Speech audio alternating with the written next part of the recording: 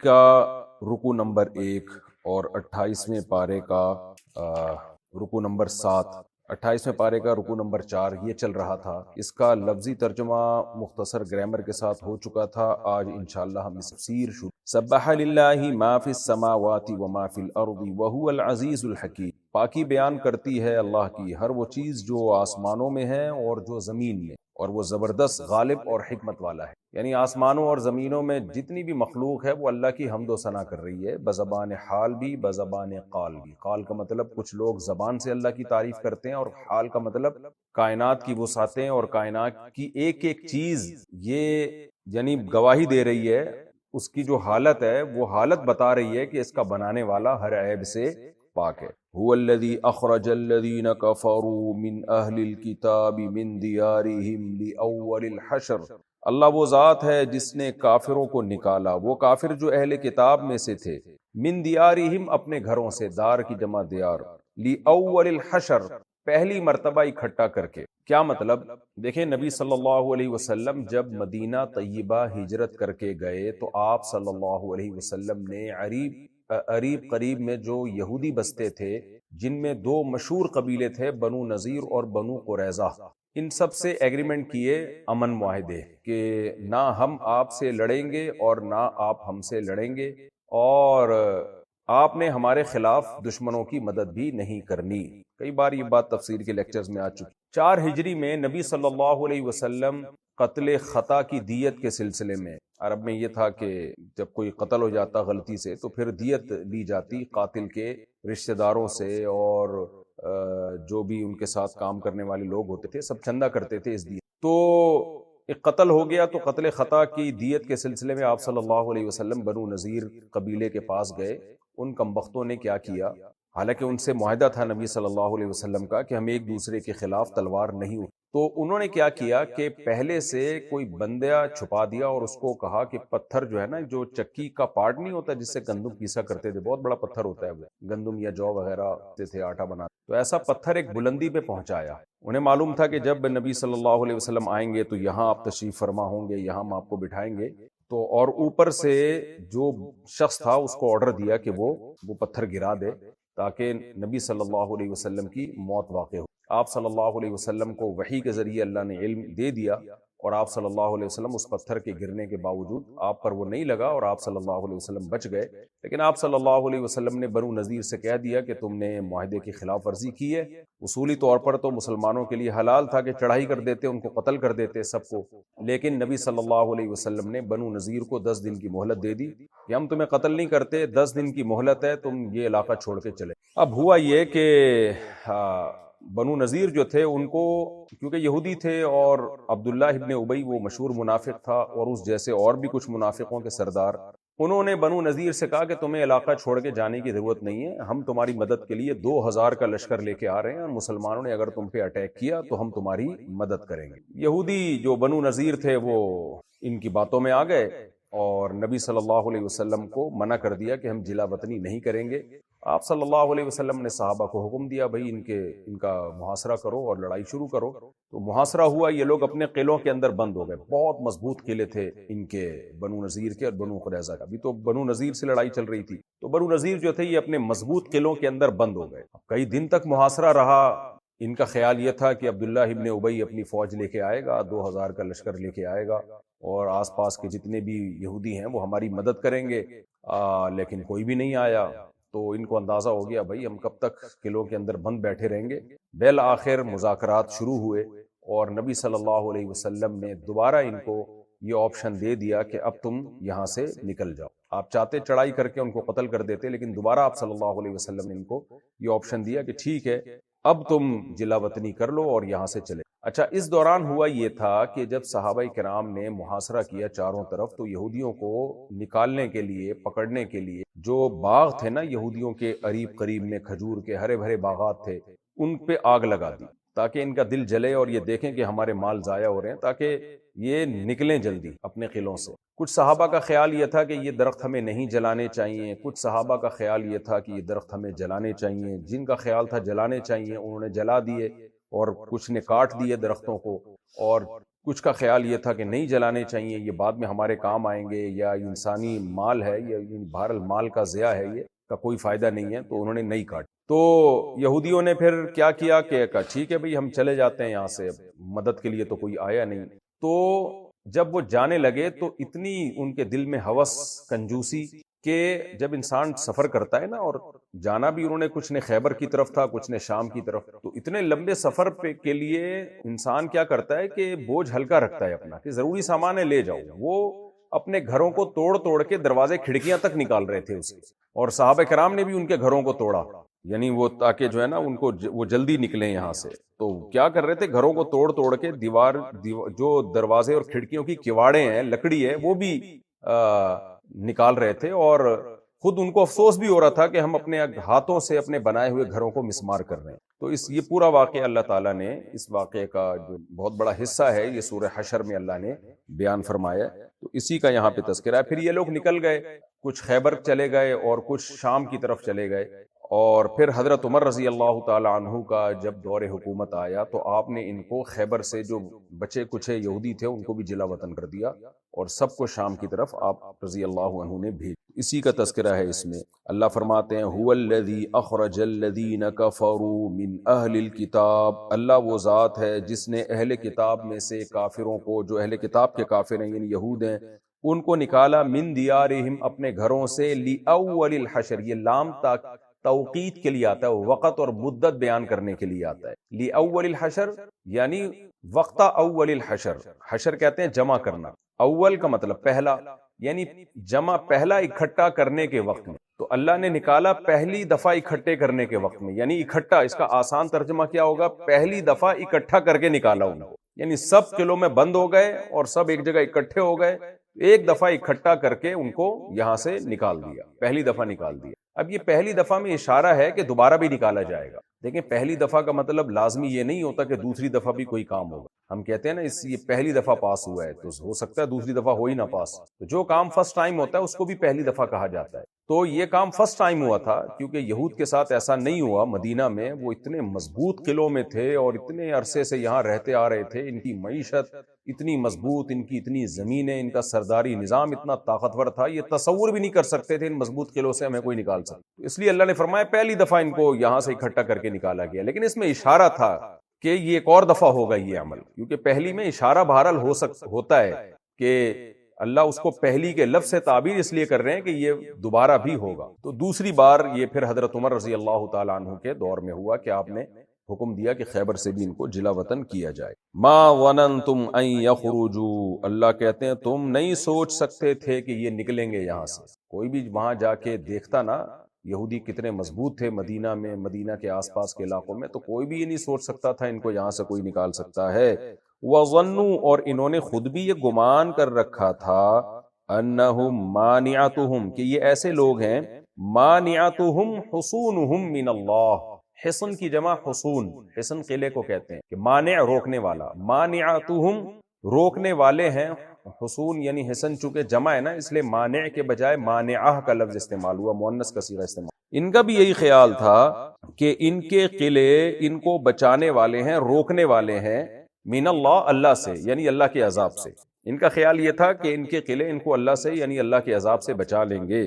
فَأَتَاهُمُ اللَّهُ، اللہ ان کے پاس آیا، من حیث لم يحتسبوا، اس جگہ سے جہاں سے ان کا گمان بھی نہیں تھا۔ تو یہ بلاغت ہے، ظاہر ہے اللہ نہیں آیا، اللہ کا عذاب آیا۔ تو یہ بلاغت کا نقطہ یہ ہوتا ہے کہ اللہ کے عذاب کے بارے میں تو کوئی یہ سوچ سکتا ہے کہ عذاب مخلوق ہے تو اس عذاب سے ہم بچ سکتے ہیں، لیکن اللہ جب آنا چاہے تو کون روک سکتا ہے؟ تو اس لیے اللہ فرماتے ہیں جب میں آیا تو مجھے کون روک سکتا ہے، یعنی جب اللہ نے عذاب کا فیصلہ کر ہی لیا تو وہ عذاب آنا ایسا ہی ہے جیسے اللہ آ جائے، تو اللہ کو جیسے کوئی روک نہیں سکتا، تو جب اللہ عذاب دینے کا فیصلہ کر لے تو عذاب سے بھی کوئی روک نہیں سکتا۔ تو اللہ فرماتے ہیں ما ظننتم ان یخرجوا، تم نے تو گمان ہی نہیں کیا تھا کہ یہ یہاں سے نکل جائیں گے، اور ان کا بھی یہ گمان تھا کہ ان کے مضبوط قلعے ان کو روک لیں گے اللہ سے، یعنی بچا لیں گے اللہ سے، یعنی اللہ کے عذاب سے۔ پس اللہ ان کے پاس آیا، یعنی اللہ کا عذاب آیا وہاں سے جہاں سے ان کا گمان بھی نہیں تھا۔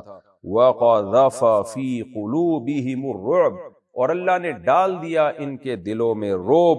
کیا روب ڈالا؟ یخربون بیوتہم، یہ خراب کر رہے تھے، اخرب یخرب اخراب، یہ اردو میں جو خراب لفظ ہے نا وہی ہے، تخریب کاری نہیں کہتے ہم، یہ لفظ باب تفعیل میں تخریب بن جاتا ہے. خراب کر رہے تھے، توڑ پھوڑ رہے تھے اپنے گھروں کو، بِأَيْدِيهِمْ اپنے ہاتھوں سے بھی، وَأَيْدِي الْمُؤْمِنِينَ اور مسلمانوں کے ہاتھوں سے بھی. یعنی مسلمانوں کے ہاتھوں سے بھی گھروں میں توڑ پھوڑ مچائی ہوئی تھی انہوں نے. مسلمانوں کے ہاتھوں کا مطلب یہ ہے کہ مسلمان انہی کے کہنے پہ یہ کام کر رہے تھے، یا اس کا سبب چونکہ یہودی بنے تھے، مسلمانوں نے جو ان کے گھروں کو توڑا تو سبب تو یہ خود یہ بنے نا اس کا، تو اس لیے ان کی طرف نسبت کر دی کہ یہ مسلمانوں کے ذریعے بھی انہوں نے اپنے گھروں کو توڑوایا اور خود بھی اپنے گھروں کو توڑا. وہ توڑنے کا مقصد کیا تھا؟ تاکہ وہ پھٹے اور کچھ بھی نکلتا ہے نا، بھوسا بھی نکلتا ہے تو نکال لیں، کہ دلوں کے یہ ہمیشہ تنگ رہے ہیں ہمیشہ یہود کے. ایک پھٹا بھی نہیں چھوڑنا ہم نے یہاں مال غنیمت کے طور پہ مسلمانوں کے لیے، جو اٹھا کے لے جا سکتے ہو لے جاؤ. یہ حال تھا ان کا. فَاعْتَبِرُوا يَا أُولِي الْأَبْصَارِ پس عبرت حاصل کرو اے نگاہوں والو. اللہ کہتے ہیں عبرت حاصل کرو کتنی طاقتور قوم کو اللہ نے کیسے جلا وطن کروایا، اور کیا انہوں نے اپنے مضبوط قلعوں کا، مضبوط گھروں کا حشر کیا کیا. وَلَوْلَا أَن كَتَبَ اللَّهُ عَلَيْهِمُ الْجَلَاءَ اگر ایسا نہ ہوتا کہ اللہ نے ان پر جلا وطنی فرض کی ہوتی، یعنی لکھی ہوئی ہوتی تقدیر میں یہ لکھا ہوا ہوتا کہ انہوں نے جلا وطنی کرنی ہے، اگر یہ بات نہ ہوتی لَعَذَّبَهُمْ فِي الدُّنْيَا اللہ ان کو دنیا میں عذاب دے، وہ قتل کا اور قید کا عذاب ہوتا. لیکن کسی حکمت سے اللہ نے یہ لکھا تھا کہ یہ فی الحال ان کو جلا وطنی کروانی ہے. کیا حکمتیں ہیں وہ اللہ ہی بہتر جانتا ہے. تو اللہ کا علم کامل ہے. تو اللہ فرماتے ہیں اگر وہ کسی حکمت سے جو ہم نے تقدیر میں لکھا تھا کہ ان کو ہم نے جلا وطنی کروانی ہے، اگر یہ بات نہ ہوتی تو ہم ان کو دنیا میں عذاب دیتے. ان کے اعمال ایسے نہیں تھے کہ جلا وطنی کروائی جائے، اعمال ایسے ہیں کہ ان کو دنیا میں عذاب دیا جائے. وَلَهُمْ فِي الْآخِرَةِ عَذَابُ النَّارِ اور آخرت میں تو ان کے لیے آگ کا عذاب ہے ہی. ذَلِكَ بِأَنَّهُمْ شَاقُّوا اللَّهَ وَرَسُولَهُ اے اللہ کیا تجھے یہودیوں سے کوئی خوف معاذ اللہ کوئی نفرت ہے؟ انسانوں سے تجھے کوئی نفرت ہے؟ اللہ کہتے ہیں نہ، میرے لیے آدم سے لے کے آدم علیہ السلام سے لے کے قیامت تک آخری آنے والا انسان وہ سب برابر ہے. میرے نزدیک جزا اور سزا کا معیار یہودی، مسلم، عیسائی، ہندو، سکھ ہونا نہیں ہے. جزا اور سزا کا معیار کیا ہے؟ ذالک بانہم شاقوا اللہ، یہ وہ لوگ ہیں جنہوں نے اللہ کی مخالفت کی، ورسولہ اور اس کے پیغمبر کی. کیونکہ اللہ کے نمائندے اور اللہ کے سفیر، اللہ کے رسول کی مخالفت اصل میں اللہ ہی کی مخالفت. تو کائنات کو جو بنانے والا رب ہے، خدا ہے، انہوں نے اس کے احکام کو توڑا ہے. وَمَن يُشَاقِ اللَّهَ وَرَسُولَهُ وَمَن يُشَاقِ اللَّهَ اور جو اللہ کی مخالفت کرتا ہے فَإِنَّ اللَّهَ شَدِيدُ الْعِقَابِ تو اللہ سخت انتقام لینے والا ہے، سخت عذاب والا ہے. اب آگے صحابہ کرام میں ایک بحث چھڑ گئی تھی کہ بھئی یہ ہم نے کھجوروں کے باغات کو جو جلایا ہے، میں نے جیسے بتایا کہ جب قلعے پر حملہ کرنے کا ارادہ تھا تو اس سے پہلے صحابہ کرام نے کیا کیا کہ یہودیوں کے جو ہرے بھرے باغات تھے، درخت تھے کھجور کے، ان کو کاٹنا اور جلانا شروع. کچھ لوگوں کا کہنا یہ تھا کہ یہ ٹھیک عمل نہیں ہے، مال کا ضیاع ہے، یہ اس سے کیا فائدہ ملے گا ہمیں، اور لہذا انہوں نے نہیں کاٹا، انہوں نے نہیں جلایا. اور کچھ کا کہنا یہ تھا کہ بھئی اس سے ان کا دل جلے گا، انہوں نے اتنی محنت کی ہے تو ان کو پتہ چلے معاہدے کی خلاف ورزی کیا ہوتی ہے، اور آئندہ یہ حرکت نہ کریں، عبرت بنے ان کے لیے. کیونکہ جب انسان بہت محنت سے کوئی باغ اگاتا ہے تو اپنے آنکھوں سے جلتا ہوا دیکھتا ہے تو اسے بہت حسرت ہوتی ہے. تو قبضہ دیکھ کے اتنی حسرت نہیں ہوتی، جلتا ہوا دیکھ کے زیادہ حسرت ہوتی ہے کہ بالکل ہی کسی کام کا نہیں رہا. تو اب بحث چھڑ گئی، یہودیوں نے بھی تانے دیے کہ تم لوگوں نے ایک مال کو ضائع کیا ہے. تو اس پر اللہ تعالیٰ کی آیات نازل ہوئیں. فرمایا ما قطعتم من لینۃ، لینا کھجور کے درخت کو کہتے ہیں، تم نے نہیں کاٹا کوئی درخت کھجور کا، او ترکتموها یا تم نے چھوڑ دیا ہو اس کو، قائمتن سیدھا، علی اصولھا اس کی جڑوں پہ. یعنی تم نے دو کام کیے ہیں، یا تو تم نے کوئی کھجور کا درخت کاٹا ہے یا نہیں کاٹا.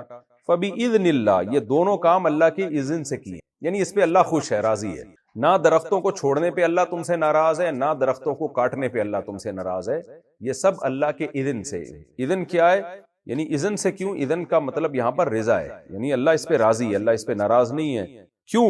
وَلِيُخْزِيَ الْفَاسِقِينَ یہ سب کچھ اس لیے کیا گیا تاکہ ان فاسقین کو رسوا کیا جا سکے. یعنی جو دیکھنے میں بھی، یعنی درخت چھوڑنے میں بھی ان کی رسوائی ہے، جلانے میں بھی رسوائی ہے. تو دونوں کام ہو گئے، ہر طرح سے رسوا ہو گئی. چھوڑنے میں کیا رسوائی ہے؟ چھوڑنے میں یہ رسوائی ہے کہ وہ کہیں گے ہم نے اتنی محنت کی اور اتنے خوبصورت درخت لگائے اور اب یہ ہمارے دشمنوں یعنی مسلمانوں کے قبضے میں جا رہے. اور جلانے میں کیا رسوائی ہے؟ یہ دیکھیں گے ہم نے اتنی محنت کی اور آج ہماری محنت چند منٹوں میں، چند گھنٹوں میں زیرو ہو گئی ہے. دیکھیں ہر شخص کو ذلت اور جو شکست ہے نا وہ الگ طرح سے محسوس ہوتی ہے. کچھ لوگوں کا ذوق یہ ہوتا ہے کہ چلو ہمارے کام نہ آئے، بعد والوں کے کام آ جائے. کچھ لوگوں کا ذوق یہ ہوتا ہے کہ کسی کے کام بھی نہ آئے. تو اس لیے دونوں طرح کے کام ہو گئے کہ اللہ نے بعض صحابہ کو توفیق دی کہ مت جلاؤ، رکھو ان کو، درختوں کو مت کاٹو، بعض کو یہ توفیق دی کاٹ دو۔ تو اللہ فرماتے ہیں جو بھی ہوا وَلِيُخْزِيَ الْفَاسِقِينَ، ان فاسقوں کو رسوا کرنے کے لیے ہوا ہے۔ تو دیکھنے میں کام جلانے والا بظاہر غلط ہے، لیکن اس کی ایک بیس، ایک اچھی بیس ہے، ایک اس کے پیچھے جذبہ اچھا ہے کہ ان نالائقوں کو عبرت ہو۔ تاکہ اس سے ہمیں یہ بھی پتہ چلتا ہے کہ بعض کام اول نظر میں برے ہوتے ہیں، لیکن ان کے پیچھے اگر کوئی بڑی حکمت ہو تو وہ اس حکمت کی وجہ سے وہ اچھے بن جاتے ہیں۔ وہ دیکھنے میں غلط ہوتے ہیں لیکن اس کے پیچھے بڑی حکمت ہوتی ہے۔ تو ہمیشہ کامیاب لوگ وہی ہوتے ہیں جو دو کاموں میں سے اس کام کو منتخب کریں جس میں نقصان کم درجے کا، یعنی دو کام آپ کے پاس ہیں، دونوں میں آپ کو لگ رہا ہے کہ یہ نقصان ہوگا، تو پھر احون الولیتین، کم درجے کا نقصان کس میں، بینیفٹ زیادہ ہیں یا سائیڈ ایفیکٹ زیادہ ہیں۔ تو آج بھی یہی حکم ہے شریعت میں، فقہاء نے کتابوں میں یہ مسئلہ بیان کیا ہے کہ جب بھی جہاد ہوگا تو اصل حکم تو یہی ہے کہ ان کے اموال کو مت جلایا جائے، کھیتوں کو مت تباہ کیا جائے۔ قرآن میں اس کی مذمت بیان کی گئی ہے، جیسے سورہ بقرہ میں ہے یہلک الحرث والنسل، منافق کی علامت بیان کی گئی، وہ حرث یعنی کھیتیوں کو اور نسلوں کو برباد کرتے ہیں، وہ یعنی جانوروں کی نسلیں ہو گئی یا انسانوں کی نسلیں ہو گئیں یا کھیتیاں ہو گئی، اموال کو برباد کرنے کا یہ ذریعہ بن۔ اصل حکم تو شریعت کا یہی ہے کہ اموال کو برباد نہ کیا جائے، لیکن بعض دفعہ اگر امام وقت جو ہے مسلمانوں کا، جو بھی مجاہدین کا کمانڈر ہے، وہ اگر یہ سمجھتا ہے کہ اس سے بڑی حکمت فی الحال ہمارے پیش نظر ہے، تو پھر ان اموال کو جلانے کی بھی شریعت میں اجازت ہے۔ اس آیت سے وما افاء اللہ علی رسولہ منہم فما اوجفتم علیہ من خیل ولا رکاب، یہاں ایک الگ حکم بیان کیے جا رہے۔ سورہ انفال میں اللہ نے مال غنیمت کا حکم بیان کیا کہ جب تم دشمن پہ چڑھائی کرو اور جو بھی مال آئے، تو اس کے احکام سورہ انفال میں تفصیل سے بیان ہو چکے ہیں، وہاں کے لیکچر آپ سن سکتے ہیں، سورہ انفال میں ریکارڈ کروائیں۔ اس کا حاصل کیا تھا کہ 5واں حصہ یہ حاکم وقت کی ثوابدید پر فقراء میں، غریبوں میں اور ملکی مفاد میں تقسیم ہوگا، اور جو 4 حصے ہیں وہ مجاہدین میں مال غنیمت کے طور پہ تقسیم۔ وہ تو ہے مال غنیمت، ایک ہوتا ہے مال فے۔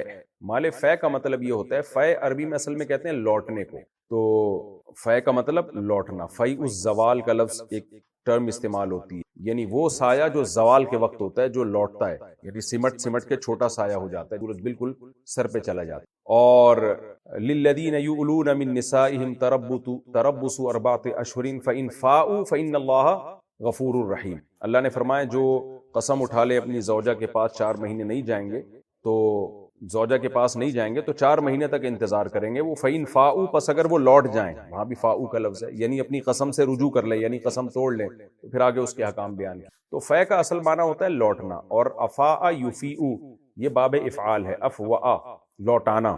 تو لیکن اب یہ ٹرم کے طور پر استعمال ہوتا ہے کہ اللہ نے بغیر جنگ کے کافروں کا مال اٹھا کے لوٹا دیا مسلمانوں کی طرف، تو ایسے لوٹائے ہوئے مال کو مال فے کہا جاتا ہے، یعنی اللہ نے گویا یہ لوٹا دیا، فری میں لوٹا دیا، جس میں جنگ نہیں ہوئی ہے۔ تو بنو نذیر سے جو جنگ ہوئی تھی وہ بھی دیکھنے میں جنگ تھی، حقیقت میں جنگ ہوئی نہیں، قلعہ کا محاصرہ ہوا اور بالآخر وہ ہتھیار ڈال کے چلے گئے۔ اچھا، ان سے معاہدے میں یہ بھی طے ہوا تھا کہ آپ گھر کا سارا سامان لے جاؤ لیکن ہتھیار نہیں لے جا سکتے، تو ہتھیار لے جانے کی ان کو اجازت نہیں تھی، ہتھیار یہیں چھوڑنے پڑیں گے، باقی سارا جو بھی آپ کے گھروں کا سامان ہے اٹھا کے لے۔ تو جو باقی جو ان کے اموال تھے جو وہ ظاہر نہیں لے جا سکتے تھے، تو وہ مجاہدین کو جب ملے ہیں تو وہ مال غنیمت نہیں تھا، اس کو اللہ نے ایک نام دیا مال فے کا، کہ جس پر مسلمانوں کو کوئی مشقت نہیں ہوئی ہے، یعنی جنگ نہیں ہوئی ہے۔ تو ہمیشہ کے لیے یہ حکم ہے کہ مجاہدین اگر کسی علاقے میں جاتے ہیں، گھیراؤ کر لیتے ہیں اور وہاں جنگ نہیں ہوتی اور جنگ کے بغیر ہی وہ لوگ علاقہ چھوڑ کے چلے جاتے ہیں، جنگ کی نوبت ہی نہیں آتی،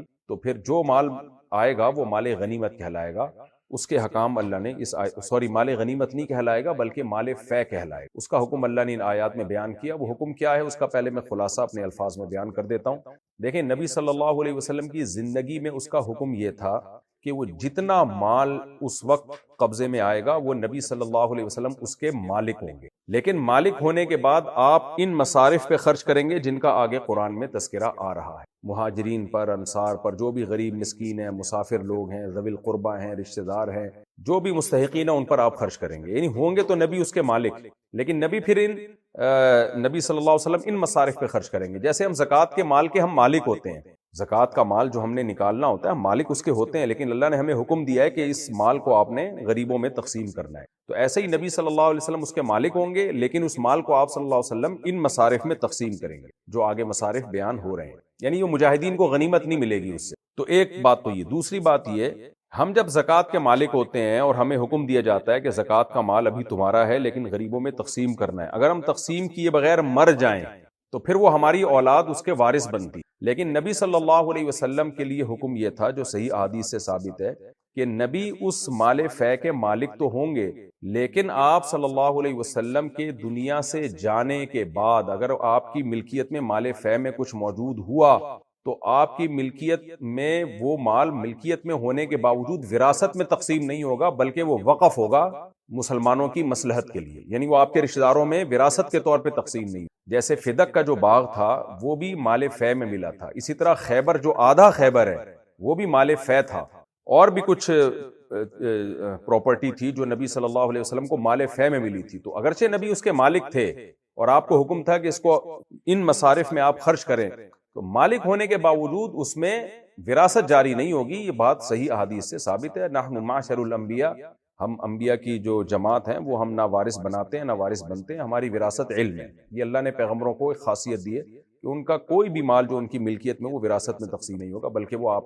انبیاء کے دنیا سے جانے کے بعد وہ وقف ہوتا ہے، یعنی مصلحت میں جو عام مصالح عامہ ہیں ان میں خرچ ہوگا. نبی صلی اللہ علیہ وسلم کے دنیا سے جانے کے بعد اب مال فے کا کیا حکم ہے کہ جو بھی حکومت ہے جس کی سرپرستی میں جہاد ہو رہا ہے تو حکومت اس مال کو اپنے کنٹرول میں لے گی، مال فے کو، اور عام مصلحت میں خرچ کرے گی، لیکن حکومت اس کی مالک نہیں ہوگی. یعنی نبی میں اور نبی کے دنیا سے جانے کے بعد جو حکومت قائم ہوگی اس میں فرق یہ ہے کہ نبی کو تو اللہ نے مالک بنایا تھا، ہاں حکم دیا تھا کہ ان مصارف میں آپ نے خرچ کرنا ہے، لیکن حکومت اس کی مالک نہیں ہوگی، بلکہ حکومت ان مصالح میں ہی خرچ کرے گی جو مصالح جو مصلحتیں نبی صلی اللہ علیہ وسلم نے جن مصلحتوں میں خرچ کیا. البتہ اس میں ایک چیز یہ ہے کہ نبی کی زندگی میں مال فے میں نبی کے رشتہ داروں کا حق تھا، لیکن نبی کے دنیا سے جانے کے بعد وہ حق بھی ساقط ہو گیا. تو حکومت تمام کا تمام اس کو جو عام مصالح ہیں ان میں خرچ کرے گی. ان مصالح میں جو بھی یعنی جس کو حضرات فقہاء نے بیان کیا کہ جو حکومت کو حکومت چلانے کے لیے جو یعنی عوام کے فائدے کے لیے جتنے بھی کام ہیں ان میں وہ خرچ کر سکتی ہے، جیسے پل بنانا اور بارڈر کی حفاظت کرنا، یا اور جو بھی، یہ تو بیسیوں مدات ہیں، یعنی اس کو جس کو ایک عام لفظ استعمال ہوتا ہے مصالح عامہ، یعنی عام لوگوں کی مصلحت میں اس کو خرچ کیا. تو یہ خلاصہ نکلا ہے جی مال فے کے احکام کا. باقی مال غنیمت میں تو 5واں حصہ نکال کے باقی 4 حصے وہ مجاہدین میں تقسیم. تو یہاں بھی یہ سوال کھڑا ہوا تھا کہ جب بنو نذیر کے اموال صحابہ کرام کے ہاتھ میں آئے تو ان میں یہ بحث شروع ہو گئی کہ بھئی یہ وراثت میں تقسیم ہوگا، ہم نے اس پہ ہم اتنے دن سے محاصرہ کیے رکھے ہیں. تو اللہ تعالیٰ نے آیات نازل کی، فرمایا وما افاء اللہ علی رسولہ منہم، جو کچھ اللہ نے بطور فے کے دیا ہے اپنے رسول صلی اللہ علیہ وسلم کو، منہم ان کافروں میں سے، یعنی ان کافروں سے اللہ نے جو لوٹا دیا، علی رسول ہی اپنے رسول پر، یعنی یہاں کا مال اٹھا کے جو اللہ نے اپنے نبی کو دیا ہے بطور فے کے جو دیا ہے، یعنی جنگ کے بغیر دیا ہے. تو فما اوجفتم علیہ من خیل، نہیں دوڑائے ہیں تم نے اس مال پر، من خیل گھوڑے، ولا رکاب اور نہ سواریاں. رکاب یہ اونٹ سے کنایا ہے، اونٹ کے کجاوے کو رکاب کہتے ہیں جس پہ لوگ بیٹھتے ہیں، تو مراد اس سے اونٹ ہے کہ نہ تم نے اس پہ اونٹ دوڑائے ہیں، یعنی لمبے لمبے سفر بھی نہیں کیے تم نے. مدینہ سے 2 میل کے فاصلے پر تھا یہ بنو نذیر جہاں رہتے تھے نا، ان کے قلعے 2 میل کے فاصلے پر تھے مدینہ. نہ کوئی لمبا سفر ہوا ہے تمہارا، نہ کوئی تم نے ان پہ گھوڑے دوڑائے، یعنی گھوڑے دوڑا کے کوئی جہاد کی. تو اس سفر کا تذکرہ تو یہ بتانے کے لیے کر دیا کہ تمہاری مشقت نہیں ہوئی ہے، لیکن اصل حکم سفر پر نہیں ہے. اصل حکم یہ ہے کہ بغیر جنگ کے تمہارا قبضہ ہوا ہے ان کے مال پہ. تو تم نے نہیں دوڑائے نہ گھوڑے نہ اونٹ، ولیکن اللہ یسلط رسولہ علی من یشاء، لیکن اللہ چاہتا ہے اپنے پیغمبروں کو جس پر چاہتا ہے مسلط کر دیتا ہے. تو اللہ نے اپنی قدرت سے ان کے دلوں میں رعب ڈال دیا اور پیغمبر کو فتح عطا فرما دی ہے. واللہ علی کل شیء قدیر، اللہ ہر چیز پر قدرت رکھتا ہے. ما افاء اللہ علی رسولہ من اہل القری، پس جو بھی اللہ نے اپنے رسول کو دیا ہے، من اہل القری، ان بستیوں والوں میں سے. یہ جتنی بستیاں تھیں بنو نذیر کی اور یہ سب اکٹھے ہو گئے تھے، تو ان میں سے جو کچھ بھی تمہیں غنیمت میں طور پہ اللہ نے اپنے نبی کو دیا ہے تو وہ کس کا ہے؟ فللہ، وہ ٹوٹلی اللہ کا ہے. یہ تعظیماً اللہ نے ذکر کیا، ویسے تو سب کچھ اللہ ہی کا ہے، لیکن یہاں یہ بتانے کے لیے جب وہ اللہ کا ہے تو پھر اللہ کی مرضی سے تقسیم ہوگا. تو اللہ کی مرضی کیا ہے؟ ولی رسول، کہ وہ رسول کا ہے، یعنی رسول اس کے مالک ہیں. اور رسول کیا کریں گے؟ ولی ذی القربا، پھر وہ قرابت داروں کے لیے، یعنی نبی کے قرابت دار مراد ہیں، اس سے نبی صلی اللہ علیہ وسلم کے رشتہ دار مراد ہیں، جنہوں نے آپ صلی اللہ علیہ وسلم کی مدد کی اور نصرت کی۔ والیتاما، اور یتیموں کا حق ہے اس میں، والمساکین، اور یتیموں سے مراد عام یتیم، اور مسکینوں کا حق ہے، وابن السبیل، اور مسافروں کا حق ہے۔ اچھا، نبی صلی اللہ علیہ وسلم اسی مال فیض سے اپنے گھر کا راشن بھی ڈلوایا کرتے تھے، ایک سال کا نان نفقہ اپنی ازواج کو آپ صلی اللہ علیہ وسلم مال فیض میں سے دیا کرتے، تبھی نبی نے فرمایا نا، جعل رزقی تحت ظل رمحی، اللہ نے میرا رزق میری تلوار کے سائے میں رکھا ہے۔ تو ہمارے نبی صلی اللہ علیہ وسلم کا کوئی ذریعہ آمدن نہیں تھا نبوت کے بعد، آپ صلی اللہ علیہ وسلم کو مال فیض کے ذریعے اور جہاد میں غنیمت کے ذریعے جو ملتا وہی آپ صلی اللہ علیہ وسلم اپنے گھر میں دے۔ یہ بھی بڑی فخر کی اور ایک عزت اور شان کی بات ہے کہ ہمارے نبی نے فرمایا اللہ نے میری روزی تلواروں کے سائے میں رکھی ہے، اور اس وقت تلوار چلانا آسان نہیں تھا۔ ہو سکتا ہے کوئی اسلام دشمن کہے کہ بھئی یہ تو پھر بہت آسان ہے، تلوار اٹھاؤ اور کرتے چلے جاؤ۔ نہ، نبی صلی اللہ علیہ وسلم کی تلوار اللہ کی مرضی کے بغیر نہیں چلتی تھی، کبھی آپ کی تلوار مظلوم کے خلاف نہیں چلی ہے۔ اور دوسری بات، اس وقت آپ صلی اللہ علیہ وسلم کتنی کمزوری کی حالت میں تھے، اس وقت جہاد کرنا آسان نہیں تھا، آپ کا مقصد اعلاء کلمت اللہ تھا، لیکن اللہ نے آپ کو یہ فضیلت دی کہ جو اس سے آپ کو ملے گا اسی سے آپ کا گھر بھی چلے گا۔ لیکن قربان جائیں سید ازواج مطہرات پر کہ ہمارے نبی اپنی ذمہ داری پوری کرتے، ایک سال کا راشن امہات المومنین کو دیتے، اور وہ 2-4 دن میں ہی سارا صدقہ کر کے ختم کر دیتی، سارا صدقہ کر کے ختم کر دیتی۔ صبح سے وہ راشن بٹنا شروع ہوتا جو 1 سال کا راشن ملتا نا، یعنی آپ نے امہات کی تربیت ایسی کی تھی کہ وہ بچانا کچھ نہیں، تو صبح سے ہی وہ راشن تقسیم ہوتا اور 2-4 دن کے اندر سارا کا سارا تقسیم ہو جاتا تھا۔ بعد میں حضرت عمر رضی اللہ تعالیٰ عنہ کا دور آیا، حضرت عمر ناراض ہوتے تھے کہ میں جو نان نفقہ بھیجتا ہوں نبی کی ازواج کے لیے وہ سارا صدقہ کر دیتی ہیں، لیکن حضرت عمر کی ناراضی کا بھی ان پہ کوئی اثر نہیں ہوا۔ عبداللہ بن عمر ایک دفعہ بہت سخت ناراض ہو گئے کہ میں اپنی خالہ کا یعنی حضرت عائشہ کا ہاتھ روکوں گا، میں یہ بہت زیادہ خیرات کرتی، اور قسم اٹھا لی، تو حضرت عائشہ نے اس سے بڑی قسم اٹھا لی کہ یہ میرا بھانجا ہو کہ کون ہے جو مجھے میرا ہاتھ روک دے، اور فرمایا میں اللہ کی قسم اس سے زندگی بھر بات نہیں کروں گی۔ تو پھر حضرت عبداللہ بن عمر جا کے کسریٰ اور حضرت سیدہ عائشہ کو منایا انہوں نے، اور سیدہ عائشہ سے قسم توڑوائی۔ تو نبی صلی اللہ علیہ وسلم کی تربیت کا اثر تھا کہ 1 سال کا راشن دیا جا رہا ہے، مگر صبح جو راشن گھر میں آ رہا ہے تو وہ شام تک پورا کا پورا، جن میں سب سے زیادہ سخاوت حضرت زینب میں تھی جو آپ صلی اللہ علیہ وسلم کی پھوپھی زاد بہن بھی تھی، آپ کی زوجہ بھی تھی، وہ تو صبح آتا تو شام تک سارا ختم کر چکی۔ تو خیر اللہ نے فرمایا فَلِلَّهِ وَلِلرَّسُولِ، وہ اللہ کا، اللہ کے رسول کا، ولی ذی القربا، اور قرابت داروں کا، یعنی نبی کے قرابت داروں کا اس میں حق ہے، اور عام یتیموں کا، عام مسکینوں کا، اور مسافروں کا، یعنی ان سب لوگوں کو اس میں سے حصہ ملے گا، اور یہ نبی کی ثوابدید پر ہے کہ کس کو کتنا دینا ہے۔ کَإْ لَا يَكُونَ دُولَةً بَيْنَ الْأَغْنِيَاءِ مِنْكُمْ، تاکہ یہ نہ ہو جائے، نہ یہ سمٹ کے رہے، بین الاغنیاء منکم، تم میں سے جو مالدار لوگ ہیں ان کے ہاتھوں میں سمٹ کے نہ رہے۔ زمانے جاہلیت میں ایسا ہوتا تھا کہ جب جنگ فتح ہوتی، جو مال غنیمت آتا نا، تو اس میں جو سردار لوگ ہوتے تو سارا مال ہڑپ کر لیتے تھے، قبضہ کر لیتے تھے، غریبوں کو اس وقت بھی بہت کم ملا کرتا تھا۔ تو اللہ نے فرمایا کہ یہ جو ہم نے اتنے صارف مصارف رکھ دیے کہ رشتہ دار بھی، یتیم بھی، مسکین بھی، مسافر بھی، تو اس میں حکمت کیا ہے کہ دولت چند ہاتھوں میں نہ سمٹ جائے، چند لوگ نہیں اس پہ قبضہ کر کے بیٹھ جائیں۔ تو اس لیے اللہ نے زکوٰۃ میں بھی یہی مصلحت ہے کہ زکوٰۃ غریبوں کا حق ہے، تاکہ مالداروں سے نکل کے غریبوں کے پاس جائے۔ تو دولت کی جو سرکولیشن ہے اس میں اعتدال پیدا کرنے ہی کے لیے ہمیں مال غنیمت کے حکام دیے گئے، اور مال فے کے حکام دیے گئے، زکوٰۃ، صدقہ فطر، قربانی، یہ سب چیزیں اصل میں اسی کا مظہر ہے۔ اس لیے علماء نے اس آیت کو بہت جامع آیت قرار دیا ہے، کَإْ لَا يَكُونَ دُولَةً بَيْنَ الْأَغْنِيَاءِ مِنْكُمْ، تاکہ یہ نہ ہو جائے، یعنی یہ جو مال ہے یہ اغنیا کے درمیان ہی سمٹ کے نہ رہ جائے، یہ چند لوگوں کا قبضہ نہ ہو جائے مال پر۔ تو شریعت کے جتنے مالی احکام ہیں، سود کو بھی اسی وجہ سے حرام قرار دیا۔ تو مالی احکام جو معیشت میں اعتدال کے لیے شریعت نے ہمیں یہ احکام دیے تاکہ دولت چند ہاتھوں میں سمٹ کے نہ رہ جائے۔ وما آتاکم الرسول فخذوہ، اب کسی کو اشکال ہوگا یہ کیا بھائی، اللہ نے ہم نے جو ہے وہ محاصرہ کیا اتنے عرصے، اور مال غنیمت میں تو ہمیں سارا مال غنیمت یتیموں میں، قرابت داروں میں، مسکینوں میں، مسافروں میں جا رہا ہے۔ تو اللہ فرماتے ہیں کہ کوئی بات نہیں، ما آتاکم الرسول، رسول تمہیں جو کچھ دے دیں فخذوہ، لے لو، وما نہاکم عنہ، اور جس سے تمہیں روک لیں فانتہوا، اس سے رک جاؤ، کیونکہ رسول جو کچھ کر رہے ہیں اللہ کی مرضی اور اللہ کے حکم سے کر رہے ہیں۔ تو اس لیے رسول سے کی مخالفت مت کرو. جب مال غنیمت دے دیں تمہیں لے لو، نہیں دیں تو اللہ کا حکم ہے مال فے بھائی اس میں یہ غریبوں مسکینوں میں جائے گا تو غریبوں مسکینوں میں جانے دو.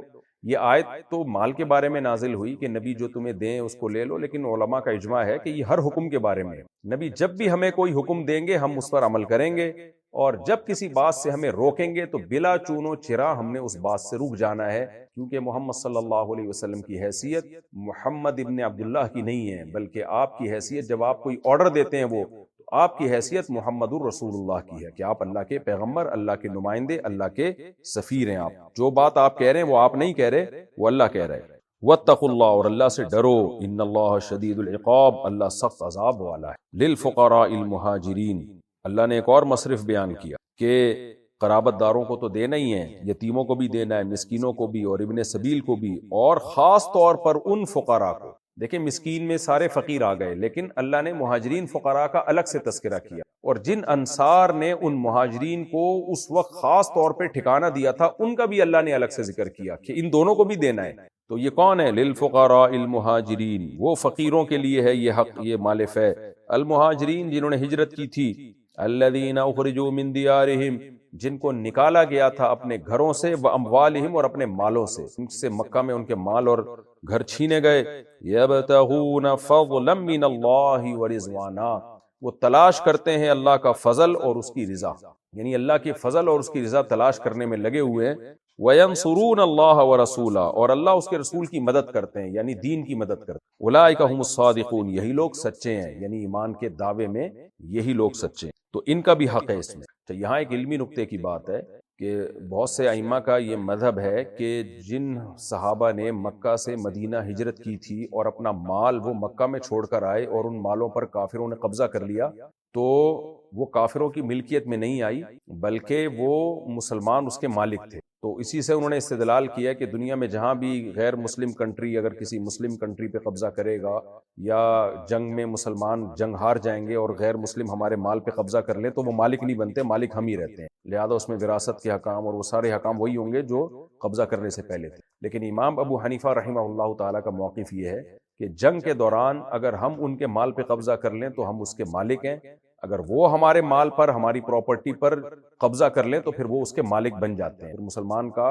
حق اس میں ختم ہو جاتا ہے، الا یہ کہ مسلمان دوبارہ حملہ کر کے چھین لیں ان سے. جب تک چھینتے نہیں ہیں تو مسلمان کی ملکیت ختم ہو جاتی ہے، اور پھر اس پہ وہ دشمن قابض ہو گیا تو وہ اس کا مالک ہے، پھر آگے اس میں مسلمان کی وراثت وغیرہ جاری نہیں ہوتی. تو امام حنیفہ نے اسی آیت سے استدلال کیا ہے کہ دیکھو قرآن کیا کہہ رہا ہے، ان فقراء مہاجرین کے لیے بھی مال فے میں حق ہے جن کو ان کے گھروں اور مالوں سے نکالا گیا. تو مال سے ان کو اور ان کے گھروں سے نکالا گیا، حالانکہ وہ مالدار تھے، ان کے پاس مال تھا، لیکن قرآن ان کو فقیر کہہ رہا ہے. وہ فقیر اسے کہتے ہیں جس کے پاس مال نہیں ہوتا. امام ابو حنیفہ نے اس سے استدلال کیا، اس سے پتہ چلتا ہے کہ یہ مال ان کی ملکیت سے نکل گیا تھا، اگر ملکیت سے نہ نکلا ہوتا تو پھر ان کو فقیر نہیں کہا جاتا. تو اور غیر مسلم یعنی قرآن نے یہ گویا مان لیا ہے کہ مشرکین مکہ نے جب ان کو نکالا اور ان کے مال پر غالب ہو گئے تو پھر وہ اس کے مالک بن چکے ہیں. تو یہ میدان یہ حربی کافر کے بارے میں ہے، ایسا نہیں ہوگا یہاں آپ سمجھیں کہ کوئی کافر آپ کے مال پہ قبضہ کر لے تو مالک بن جائے گا، یا آپ اس کے مال پہ قبضہ کر لے تو آپ مالک بن جائیں گے. وہ نہیں ہوتا، وہ تو غصب کہلائے گا، حرام اور ناجائز بھی ہے اور اس سے ملکیت بھی نہیں آتی. تو یہاں جب ایک جنگی کافر ہے، یعنی جس سے آپ کی جنگ ہو رہی ہے، یہ اس کے حکام ہے، تو وہ جب قبضہ کرے گا آپ کے مال پہ تو حرام اور ناجائز تو ہوگا یہ عمل، لیکن مالک بہرحال بن جائے گا. اسی آیت سے امام حنیفہ رحمہ اللہ نے استدلال کیا کہ اب جب وہ مالک بن جائے گا تو پھر وہ آگے بیچتا ہے، کسی کو دیتا ہے، تو وہ پھر اس کا مالک بنے گا، یعنی اس پہ وراثت وغیرہ کے احکام جاری نہیں ہوں گے. یہ ایک آیت باقی ہے، لیکن بہرحال وقت ہمارا مکمل ہو چکا ہے، تو ہم انشاءاللہ اب اس کو اگلے ایپیسوڈ میں شروع کریں گے. تو اولئک هم الصادقون، یہاں تک یہ درس ہمارا مکمل ہو چکا ہے. من قبلہم، ان مہاجرین سے پہلے ہی، یحبون من ہاجر الیہم، اور ان کا دل اتنا بڑا ہے کہ یہ محبت کرتے ہیں ان لوگوں سے جو ہجرت کر کے ان کی طرف آتے ہیں. تو جب ان کی طبیعت میں بخل نہیں ہے تو پھر اللہ بھی ان کا خیال کرے گا، مال فے میں ان کو حصہ دیا جائے گا. یحبون، یہ محبت کرتے ہیں ہر اس شخص سے جو ہجرت کر کے آتا ہے ان کی طرف. ولا یجدون فی صدورہم، اور یہ نہیں پاتے اپنے دلوں میں حاجتن، کوئی حاجت، مما، اس مال میں سے، اوتو، جو ان کو دیا گیا ہے، یعنی مہاجرین کو جو مال دیا جائے تو اس میں یہ حاجت محسوس نہیں کرتے، یعنی ان کا دل تنگ نہیں ہوتا. یعنی دو کوالٹی ہے ان کے اندر. ایک تو یہ کہ جب مہاجرین ان کی طرف ہجرت کر کے آئے اپنے مال اور زمینیں چھوڑ کر تو ان کے دل بڑے ہوئے, ان کو یہ بات اچھی لگی کہ چلو ہمیں اہل ایمان کی خدمت کا موقع ملا, ان کے دل تنگ نہیں ہوئے. اور جب مہاجرین کو کچھ الگ سے حصہ دیا جاتا ہے تو بھی دل تنگ نہیں ہوتے, یعنی یہ نہیں کہتے ان کو کیوں دیا جا رہا ہے, ہمیں کیوں نہیں دیا جا رہا, ہم تو ان کے مددگار ہیں, ان کا دل تنگ بھی نہیں ہوتا. بڑی بات ہے یہ. آگے اللہ فرماتے ہیں وَيُؤْثِرُونَ عَلَىٰ أَنفُسِهِمْ, بلکہ یہ اپنی جان پہ ترجیح دیتے ہیں, یعنی مہاجرین کو. وَلَوْ كَانَ بِهِمْ خَصَاصَةٌ, اگرچہ ان کو ضرورت کیوں نہ ہو. خصاصہ ضرورت اور حاجت, خود محتاج ہو کے بھی یہ چاہتے ہیں کہ انہیں ملے ہمیں نہ ملے.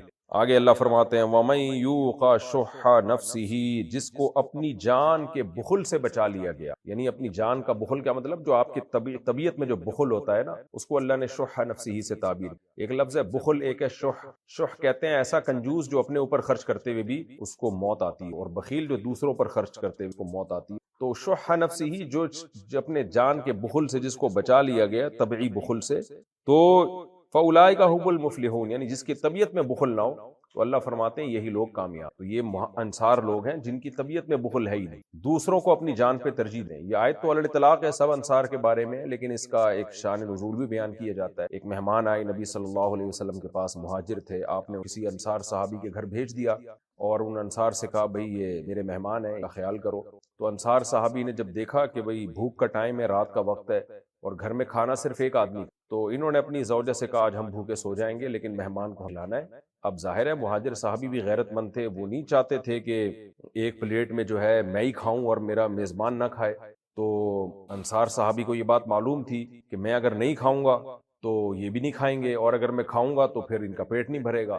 تو انہوں نے زوجہ سے کہا بھئی اندھیرا کر دینا, چراغ گل کر دینا, اندھیرے میں ہی کھائیں گے, میں ایسے شو کروں گا جیسے میں کھا رہا ہوں, کہ میں کھاؤں گا. بڑی قربانی دی, مہاجر صحابی کا پیٹ بھر گیا اور یہ بھوکے سو گئے. اس پہ بھی اللہ نے بتایا کہ یہ آیت نازل ہوئی کہ وَيُؤْثِرُونَ عَلَىٰ أَنفُسِهِمْ, انصار کی یہ فضیلت ہے کہ یہ اپنی جان پر مہاجرین کو ترجیح دیتے ہیں. وَلَوْ كَانَ بِهِمْ خَصَاصَةٌ, اگر ان کو خود ضرورت بھی کیوں نہ ہو. خصاصہ بھوک کو بھی کہتے ہیں. وَمَن يُوقَ شُحَّ نَفْسِهِ فَأُولَٰئِكَ هُمُ الْمُفْلِحُونَ, اللہ فرماتے ہیں جس کو اللہ نے طبیعت کے بخل سے بچا لیا ہے کامیاب. کیونکہ کامیاب اللہ نے اس لیے کہا کہ ہر چیز میں سخاوت ہی چل رہی ہو. جب آپ کے اندر انسانیت کی خدمت کا جذبہ ہوگا نا, بخیل آدمی میں کیا مسئلہ ہے, وہ اپنی ذات ہر جگہ اپنی ٹانگ اونچی رکھے گا, ہر جگہ اپنے آپ کو فیور دے گا, وہ کبھی قربانی کا جذبہ اس میں ہوتا ہی نہیں ہے. تو ظاہر ہے جس میں قربانی کا جذبہ پیدا ہو جائے اللہ کے لیے, تو واقعی یہی لوگ کامیاب. والذین جاءوا من بعدہم, اور وہ لوگ جو ان کے بعد آئے ہیں, یعنی مال فہ میں ان کا بھی حصہ ہے, جو ان کے بعد یعنی انصار اور مہاجرین کے بعد قیامت تک جو بھی آتے رہیں گے تو مال فہ میں ان کا بھی حصہ ہوگا. یعنی حکومت جب بھی مسلمانوں کی قائم ہوگی اور بغیر جنگ کے کوئی علاقہ فتح ہو جائے تو بعد والوں کو بھی حصہ ملے گا اس میں. تو اللہ نے ان کی صفات بیان کی ہیں. والذین جاءوا من بعدہم, وہ لوگ جو ان کے بعد آئیں, یقولون, اور ان کی یہ صفت ہے کہ وہ یہ کہتے ہیں ربنا اغفر لنا, اے ہمارے رب اغفر لنا, ہماری بھی مغفرت کر دے, ولی اخواننا الذین, اور ہمارے ان بھائیوں کی بھی مغفرت کر دے, سبقونا بالایمان, جو ہم پہ سبقت لے گئے ایمان میں. یعنی وہ دعا کرتے ہیں صحابہ اور تابعین کے لیے, انصار اور مہاجرین کے لیے. اگر تابعین ہوں گے تو صحابہ کے لیے, تبع تابعی ہوں گے تو تابعین اور صحابہ کے لیے, بعد والے ہوں گے تو اپنے پہلوں کے لیے. یعنی یہ جتنے بعد والے ہیں یہ دعا مانگتے رہتے ہیں کہ اللہ جو ہم سے پہلے گزر چکے ہیں ایمان والے, صحابہ, تابعین, تبع تابعین, ان سب کی مغفرت کر, اور ہمارے ان بھائیوں کی جو ہم پہ ایمان میں سبقت لے گئے. وَلَا تَجْعَلْ فِي قُلُوبِنَا غِلًّا, اور ہمارے دلوں میں ان کا کینہ نہ رکھنا, اسلاف سے ہمارے دلوں میں بغض پیدا نہ ہو. جو ہم سے پہلے ایمان لے آئے تو ہمارے دلوں میں ان سے بغض نہ رکھنا. لِلَّذِينَ آمَنُوا, ان لوگوں سے جو پہلے ایمان لا چکے ہیں. رَبَّنَا إِنَّكَ رَءُوفٌ الرَّحِيمٌ, اے ہمارے رب بے شک تو مہربان اور نہایت رحم کرنے والا. دیکھیں اصل میں تو قرآن کی ان آیتوں میں 3 قسم کے مصارف بیان کیے. شروع کی آیتوں میں اللہ نے کیا بیان کیا تھا کہ بغیر جنگ کے جو علاقہ فتح ہو تو جو مال ملے گا وہ مال فہ ہے, اور اس کے مستحقین ہیں ذوی القربہ, نبی کے رشتہ دار, اور مطلق یتیم لوگ, مسکین, مسافر. اور پھر آگے اللہ نے 3 مصرف الگ سے بیان کیے. وہ کون بیان کیے؟ نمبر 1 للفقراء المہاجرین, اللہ نے فرمایا اس میں فقیر مہاجرین کا بھی حصہ ہے. پھر اللہ نے فرمایا اس میں انصار کا بھی حصہ ہے. پھر اللہ نے فرمایا انصار اور مہاجرین کے بعد قیامت تک جو بھی مسلمان آئیں گے سب کا مال فہ میں حصہ ہے، یعنی ہر دور کے حساب سے۔ لیکن اللہ نے جب یہ تین صنفوں کو، تین قسموں کو بیان کیا، مہاجرین، انصار اور ان کے بعد قیامت تک آنے والے مسلمان، تو ان کی چند خصوصیات کو ہائی لائٹ کی۔ بعض دفعہ قرآن کیا کرتا ہے، کسی کی کوئی اچھی صفت کو ہائی لائٹ کرتا ہے، اس سے قرآن کا مقصد یہ ہوتا ہے کہ یہ صفات اپنے اندر پیدا کرو، کیونکہ اللہ کو یہ پسند ہے، تبھی اللہ بطور تعریف کے یہ صفات تمہاری بیان کر رہا ہے۔ جیسے ہمیں کسی میں سخاوت پسند ہو اور میں چاہتا ہوں کہ لوگ میں سخاوت پھیلے، تو میں کیا کروں گا؟ بھائی یہ صاحب آئے ہیں ماشاءاللہ اتنے اچھے ہیں کہ اللہ نے ان کو پیسہ دیا اور یہ بہت زیادہ خرچ کرنے والے ہیں، تو کیا ہوتا ہے اس سے واعظ اصل میں پیغام دے رہا ہوتا ہے کہ آپ بھی خرچ کیا کرو۔ تو یہاں بھی قرآن کی یہ حکمت ہے، مصلحت ہے کہ قرآن بیان کر رہا ہے کہ مہاجرین میں یہ خاصیت تھی کہ وہ اللہ کے فضل اور اس کی رضا کو تلاش کرتے ہیں اور ہر جگہ اللہ اس کے رسول کی مدد کو، یعنی اللہ کے دین کی مدد کو پہنچتے ہیں، تو ان کا بھی حصہ ہوگا اس میں، یعنی جو بھی مستحقین ہوں گے۔ پھر اللہ نے انصار کی فضیلت بیان کی کہ انصار کا بھی حصہ ہے اس مال فہ میں، اللہ کے نبی انصار کو بھی دیں اس میں سے جو بھی ان میں مستحقین ہیں۔ پھر اللہ نے بتایا یہ انصار ایسے لوگ ہیں کہ یہ ایسے بڑے دل ہیں ان کے کہ جو ان کی طرف ہجرت کر کے آتا ہے، محتاج ہوتا ہے، یہ خوش ہوتے ہیں۔ دیکھیں دو ہی چیزیں ہوتی ہیں نا، آپ محتاج ہیں لیکن صبر کریں، اور دوسرا یہ کہ محتاج کی آپ مدد کریں۔ تو مہاجرین محتاج تھے، صبر کیا انہوں نے، اور انصار محتاج نہیں تھے لیکن مہاجرین کی مدد پہ فخر کیا انہوں نے، خوشی خوشی مدد کی، یہ دونوں آزمائشوں میں پورے اترے۔ تو اللہ فرماتے دونوں کا حق ہے۔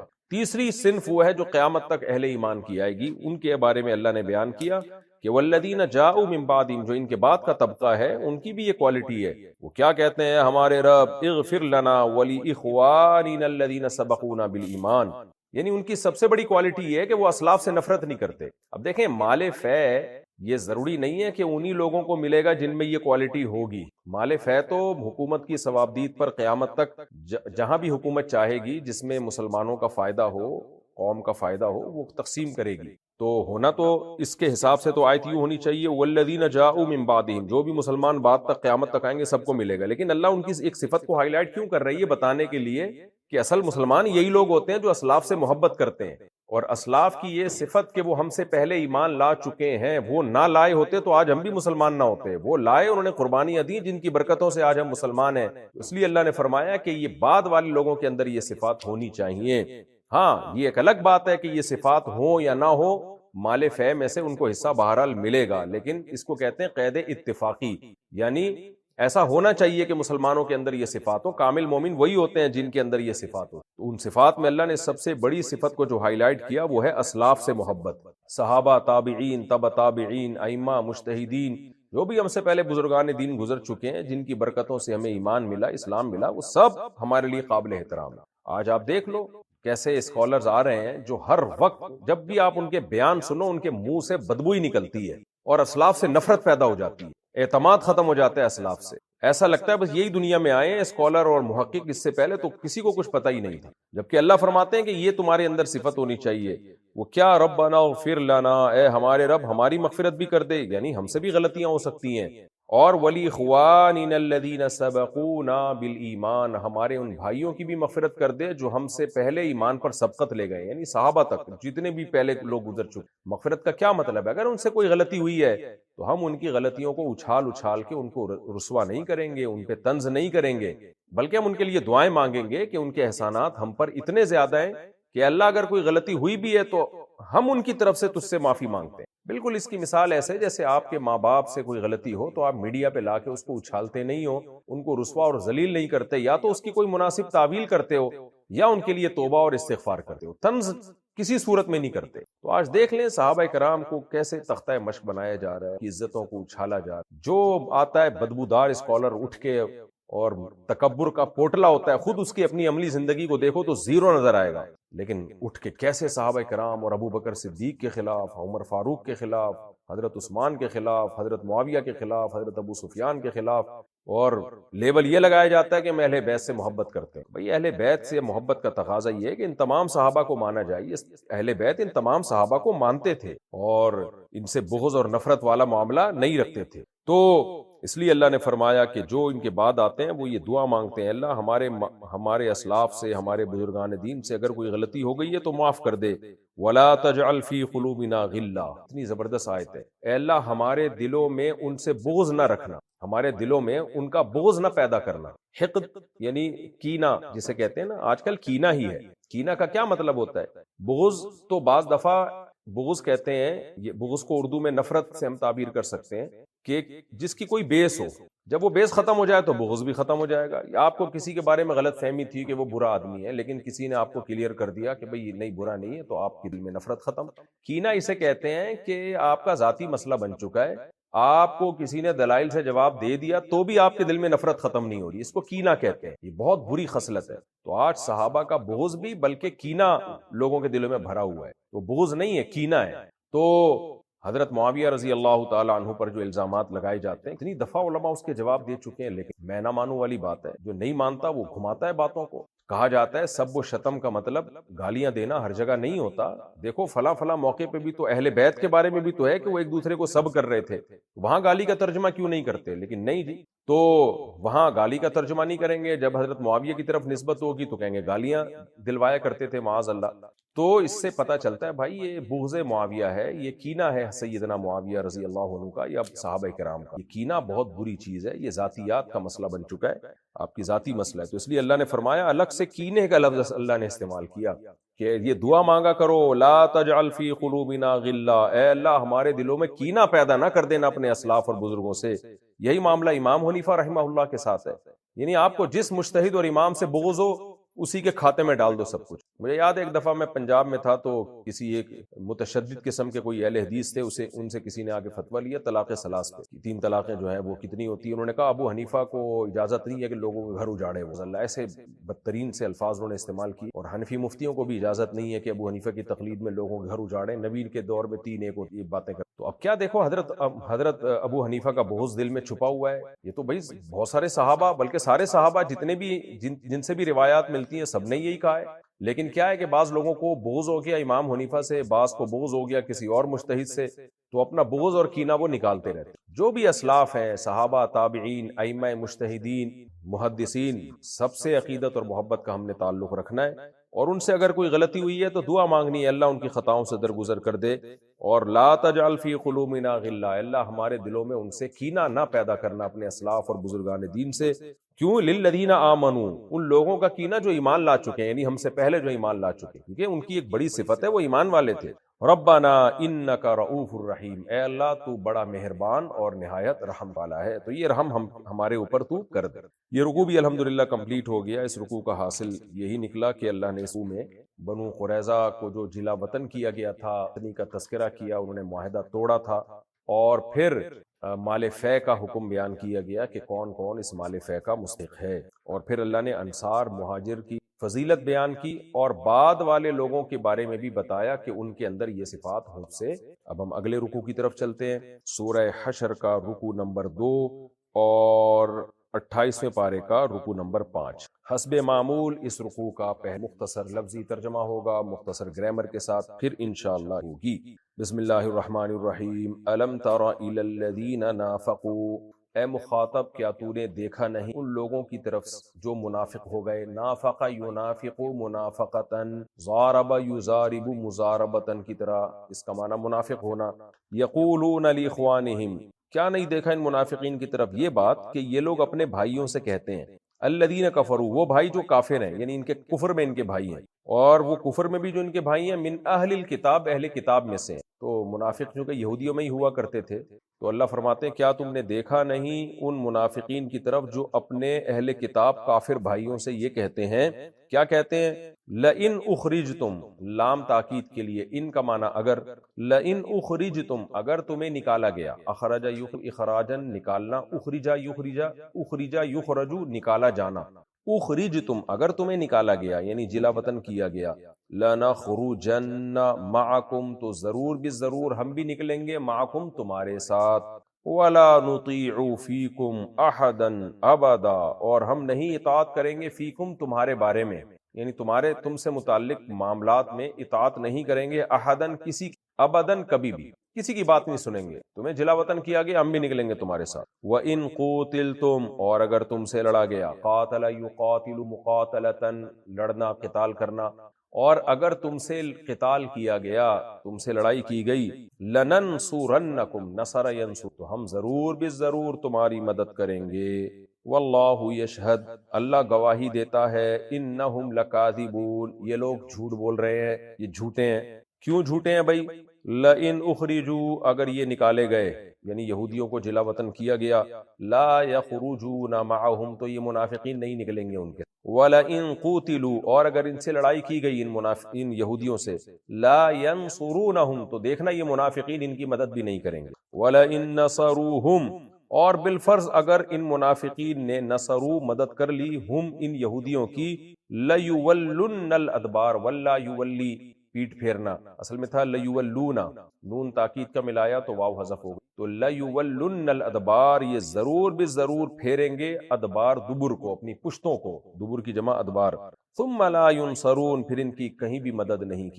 آگے اللہ فرماتے ہیں لَأَنْتُمْ، لام تاکید کے لیے، انتم، تم یعنی اے صحابہ تم جو ہو، اشد رہبتن، زیادہ سخت ہو خوف کے اعتبار سے، فی صدورہم، ان کے دلوں میں، من اللہ، اللہ سے بھی زیادہ، یعنی من اللہ کا تعلق اشد سے، یعنی تم ان کے دلوں میں زیادہ سخت ہو خوف کے لحاظ سے اللہ سے بھی۔ کیا مطلب؟ ان کے دلوں میں تمہارا خوف اللہ سے بھی زیادہ ہے، یعنی خوف زیادہ شدید ہے ان کے دلوں میں اللہ سے بھی زیادہ تمہارا۔ ذالک بانہم قوم، یہ اس لیے ہے، یعنی ان کے دلوں میں مخلوق کا خوف اللہ کے خوف سے زیادہ اس لیے ہے کہ ایک ایسی قوم ہے، لا یفقہون، جن میں سمجھ نہیں، عقل کھوپڑی استعمال کرتے، سمجھ ہوتی، دماغ ہوتا ان کا، تو ان کو یہ سوچنا چاہیے تھا بھائی پہلے اللہ ہے، اللہ سے ڈرنے کا حکم۔ لا یقاتلونکم جمیعا، یہ کبھی بھی قتال نہیں کریں گے تم سے مل کے، لا یقاتلونکم، یہ کبھی بھی قتال نہیں کریں گے تم سے، جمیعاً، سب مل کے، یعنی سب کے سب، مل کے کا ترجمہ نہیں ہوگا، یعنی اس کا ترجمہ یہ ہوگا کہ یہ سب کے سب تم سے قتال نہیں کریں گے، جمیعاً میں سب داخل ہیں، یعنی جتنے بھی یہ منافقین، جتنے بھی یہودی آباد ہیں نا مدینہ کے ارد گرد، یہ سب کے سب تم سے قتال نہیں کریں گے، مگر ایک صورت میں، الا فی قرن، ایسی بستیوں میں، قریہ کی جمع قرى آتی ہے، محصنۃ، جو محفوظ ہوں گی، حصن قلعے کو کہتے ہیں، محصنہ یعنی جو جس کو قلعوں سے گھیر لیا گیا ہو، باؤنڈری ہو جس کی، محفوظ ہو، حصان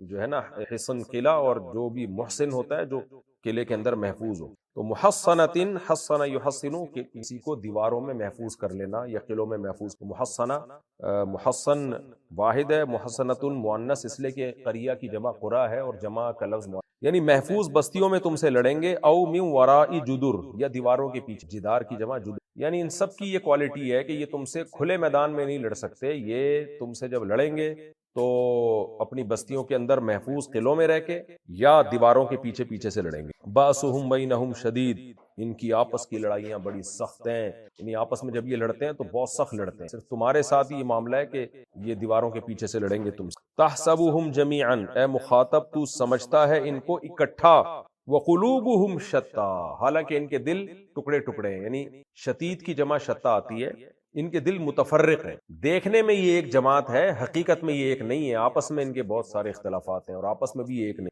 ذالک بانہم، یہ اس لیے ہے کہ یہ ایک ایسی قوم ہے، قوم لا یعقلون، جن میں عقل نہیں ہے، یعنی دین کی سمجھ بوجھ نہیں ہے، تفسیر میں انشاءاللہ اس کی ڈیٹیل آئے گی۔ کمثل الذین من قبلہم قریبا، ان کی مثال ان لوگوں کی طرح ہے جو من قبلہم، جو ان سے پہلے گزر چکے ہیں، قریباً ماضی قریب میں، یعنی ایک اور قبیلہ ہے بنو قینقاع، اس کا تذکرہ ہے، تفسیر میں ڈیٹیل آئے گی کہ ان کی مثال بھی اسی یہود کے اس قبیلے کی طرح، ان کا جو حشر ہوا ان کا بھی وہی حشر ہوگا۔ ذاقوا وبال امرہم، جنہوں نے اپنے امر کا وبال چکھ لی، یعنی ان کی مثال بھی وہی ہے جو ان سے پہلے قریب میں یہود کا ایک قبیلہ گزر چکا ہے، ذاقوا وبال امرہم، جنہوں نے اپنے امر کا وبال چکھ لی، ان کا بھی ایک معاملہ ہوا تھا مسلمانوں کے ساتھ، اس پر ان پر وبال آیا اور انہوں نے اس کا وبال چکھ لیا، وَلَهُمْ عَذَابٌ أَلِيمٌ، اور ان کے لیے دردناک عذاب ہے۔ کمثل الشیطان، ان کی ایک دوسری مثال اللہ دیتا ہے کہ شیطان کی طرح ہے، شیطان کی مثال ہے ان کی، اذ قال للانسان، کہ جب شیطان انسان سے کہتا ہے اکفر، کہ تو کفر کر، اللہ کی ناشکری کر، انکار کر اللہ کا، یہ کفر کر اللہ کے ساتھ،